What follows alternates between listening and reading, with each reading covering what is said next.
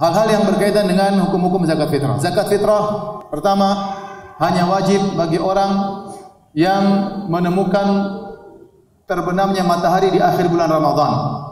Menemukan terbenamnya matahari di akhir bulan Ramadan. Kalau ada seorang masuk Islam menjelang maghrib di akhir bulan Ramadan, maka dia kena wajib zakat fitrah. Kalau dia mau bayar, maka dia harus bayar. Tapi kalau dia masuk Islam setelah azan maghrib, malam takbiran, tidak wajib. Paham?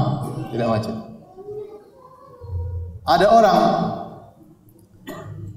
anaknya lahir sebelum maghrib, maka terkena wajib bayar zakat fitrah. Kalau anaknya lahir setelah maghrib, tidak kena wajib bayar zakat fitrah. Tetapi kalau anak dalam perut, dianjurkan bayar zakat fitrah, hukumnya sunnah, tidak wajib.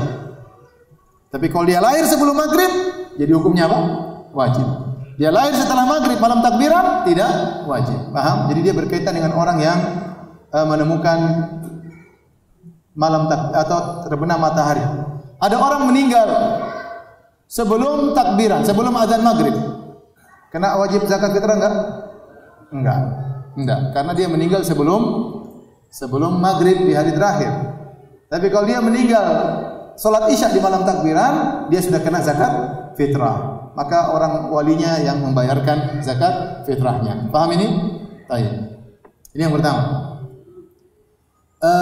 Yang kedua, zakat fitrah berapa harus dibayar? Yang dibayar zakat fitrah adalah 1 sa'.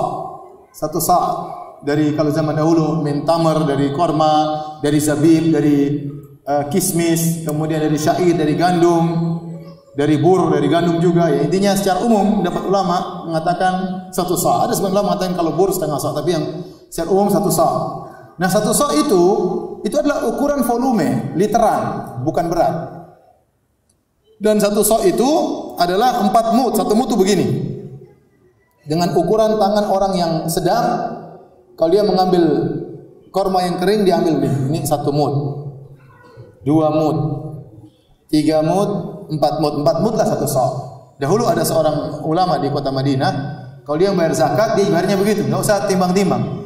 Sini, dia ambil beras 1, 2, 3, 4, 1 sa' selesai. Enggak tahu berapa beratnya. Karena 1 sa' itu 4 mud. 1 mud itu begini, 1 begini. Ya, tergantung gunungnya seberapa bisa berubah kan. Tapi wajar lah kalau diambil begini, wajar yang wajar 1, entah berapa. Tapi maka tatkala dikonversikan dari volume menjadi berat, ini berubah berbeda-beda. Ya.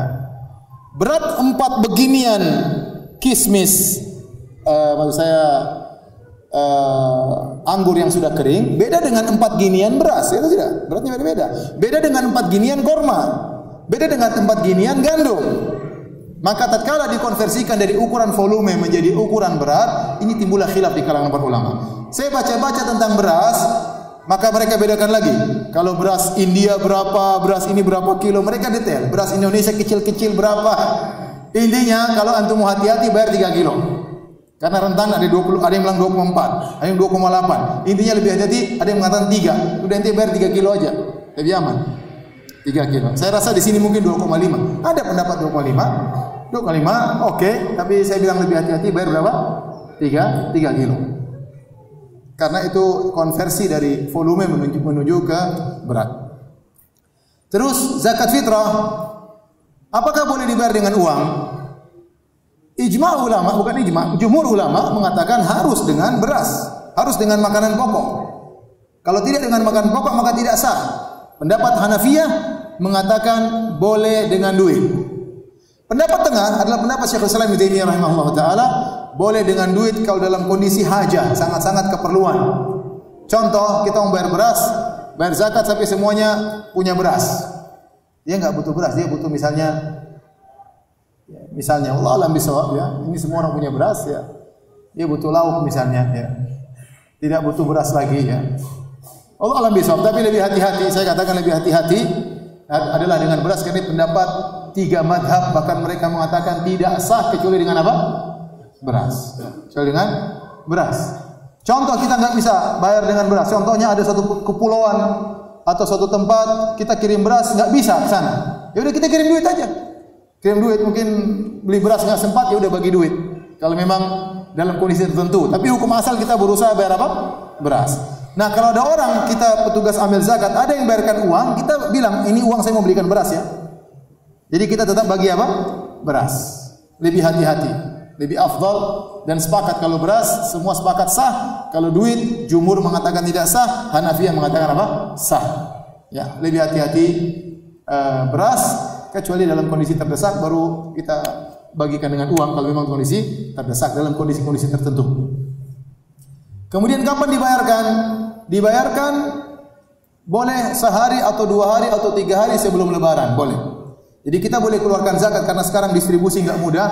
Kita boleh distribusi zakat misalnya hari ke-29 boleh, hari ke-28 boleh, hari ke-27 boleh.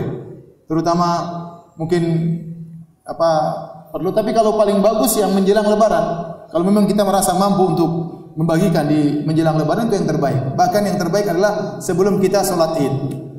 Itu yang terbaik. Tapi susah. Terkadang kita sebelum sholat Id cari orang mau bayar zakat, enggak ada yang mau terima zakat, susah. Padahal zakat tidak boleh dibayar setelah sholat Id. Kenapa semakin dekat lebaran semakin baik untuk dibayar? Karena fungsi zakat fitrah adalah agar orang tidak kelaparan pada hari tersebut. Mereka punya beras, mereka bisa makan beras. Tidak punya lauk, mereka bisa campur dengan apa? Garam, atau mereka bisa cari lauk, yang penting beras ada. Itu yang paling penting. Jadi zakat fitrah itu fungsinya bukan memperkaya orang, bukan untuk memenuhi kebutuhannya setahun. Itu zakat mal. Paham? Ini beda.